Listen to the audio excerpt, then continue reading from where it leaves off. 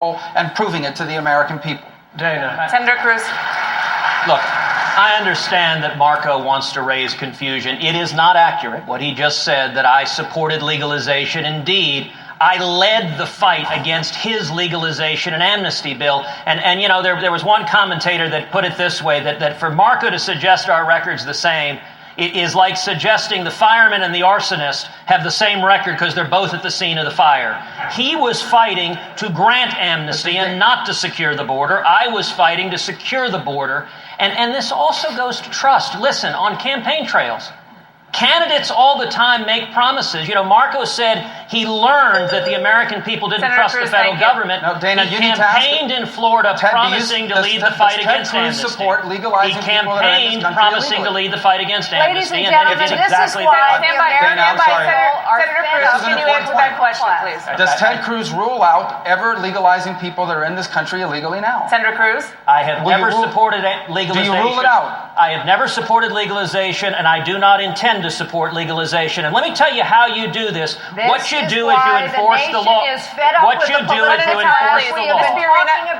Ms. Fiorina, please wait your turn. We're going to get to you on this. Go ahead, Sorry, you haven't gotten to me. This is what why you do is fed up with the political class. What you do is you enforce the law. I've laid out a very, very detailed immigration plan on my website, tedcruz.org. It's 11 pages, existing federal law, and in particular, the question of what to do with people who are here now. You enforce the law. That means you stop the Obama administration's policy of releasing criminal illegal aliens. Do you know how many illegal aliens Bill Clinton deported?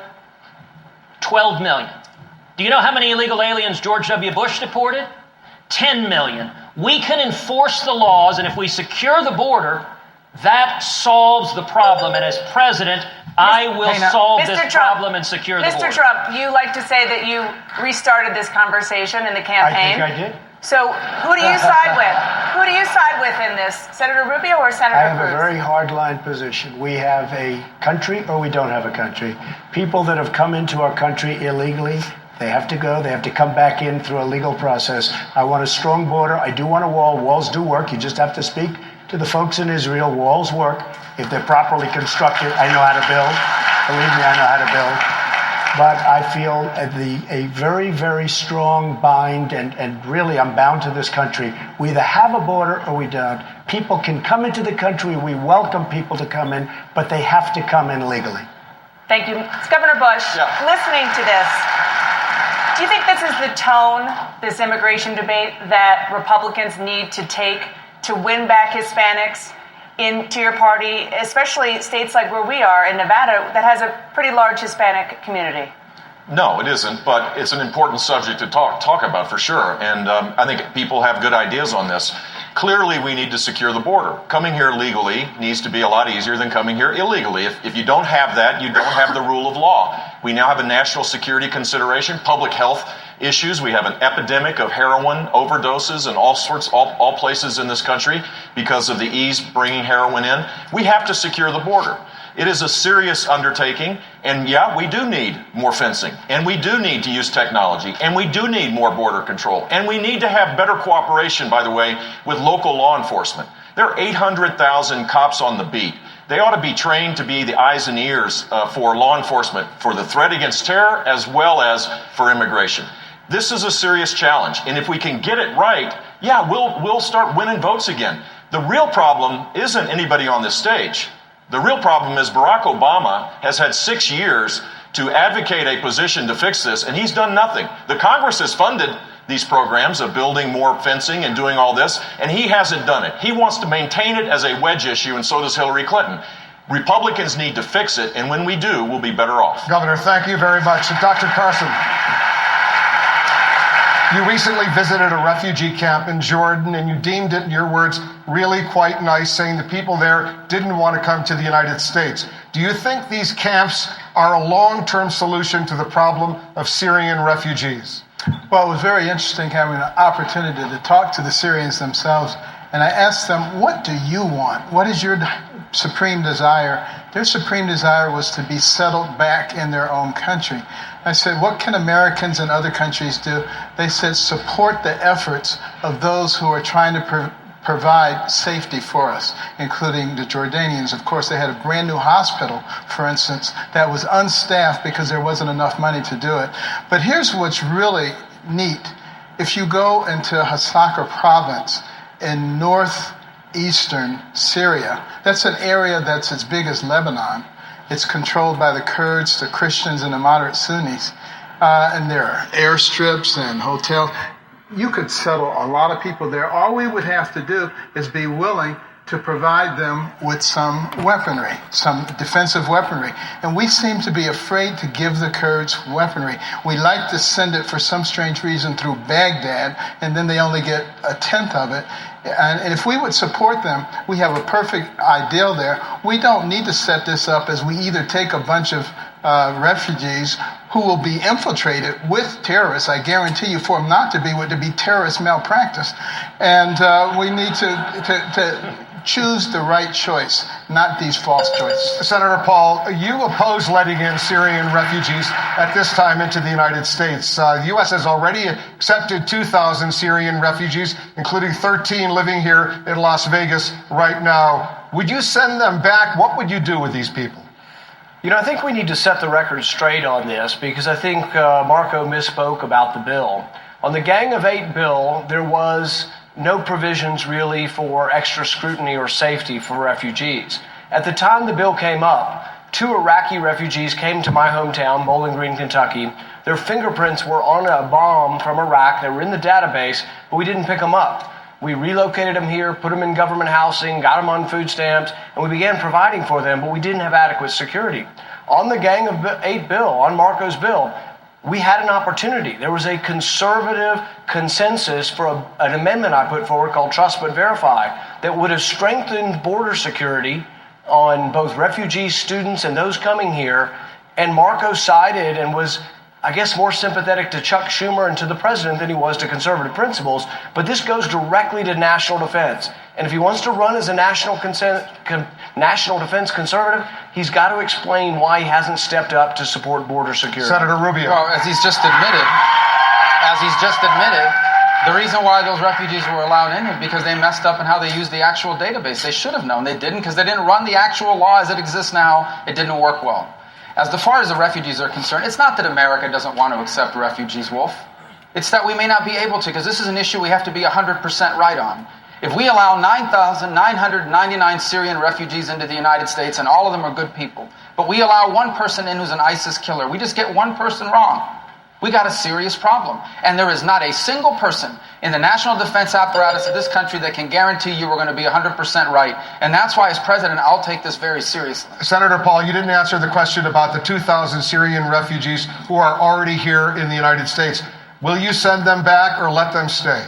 What my bill would do would be only for refugees going forward. So I haven't taken a position on sending anyone home, but I have taken the position that we have a lot of problems here in our country, and that one of the things that we do, charity is about giving your own money. Charity isn't giving someone else's money. To put everyone on government housing and food stamps and bring them in from around the world, I think is a mistake. To give of your own money, I've given to my church. My church has helped people that came from Bosnia. That's a good thing. But we shouldn't have a program where we just say that we're going to take care of the world's refugees.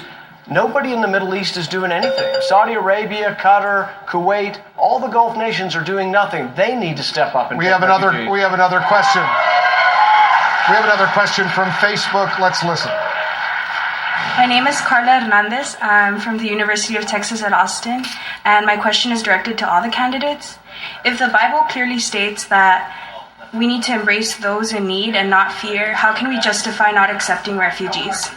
Governor Christie, you say there should be a pause in allowing new refugees to come in to the United States, including orphans under the age of 5. What do you say to Carla? What I say to Carla is that the first job of the President of the United States is to protect your safety and your security and the security and safety of your family. And this debate stops with me in the discussions with the FBI director.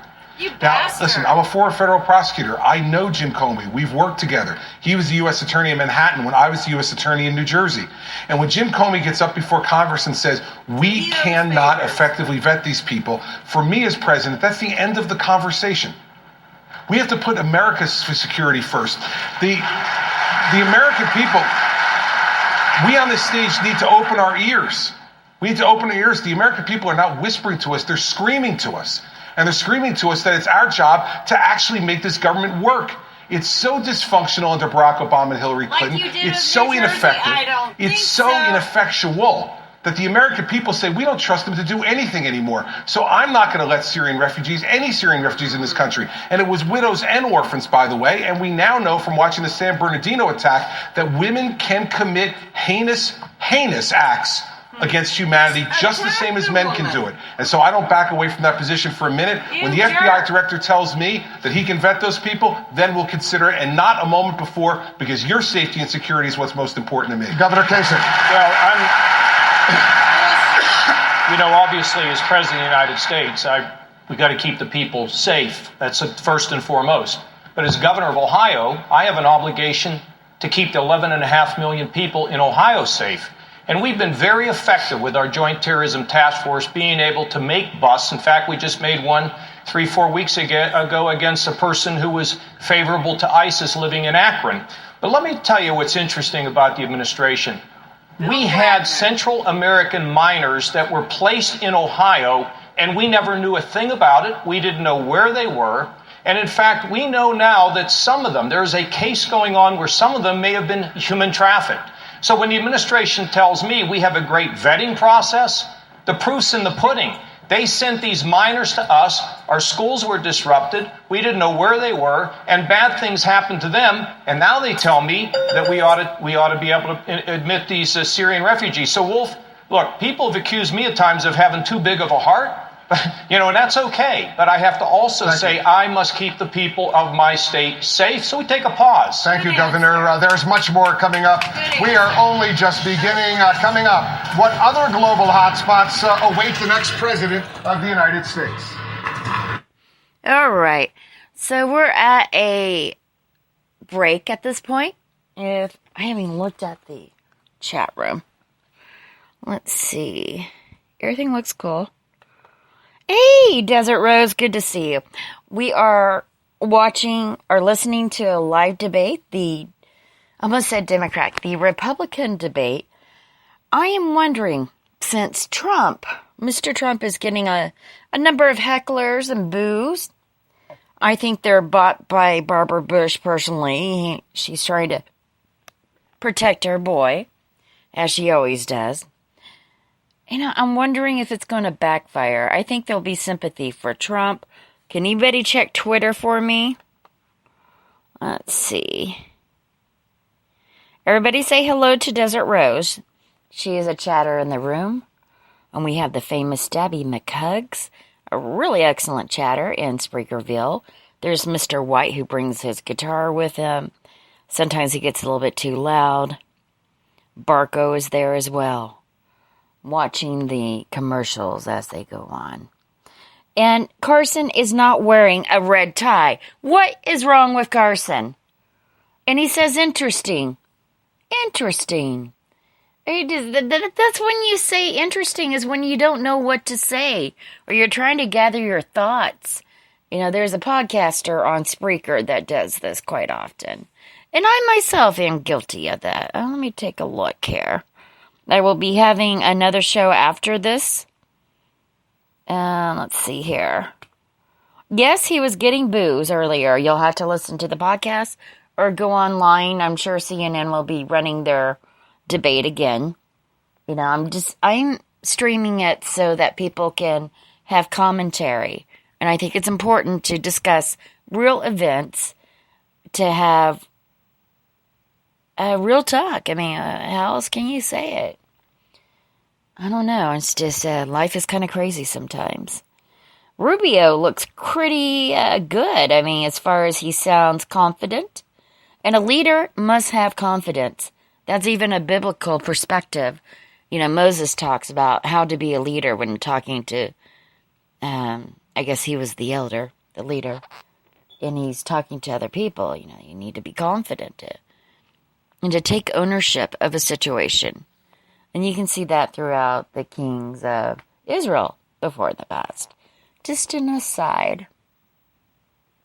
Yes, it's a commercial right now. When the commercial's over, it'll be back on. And feel welcome to make any comment about the debate. I was wanting to keep comments to the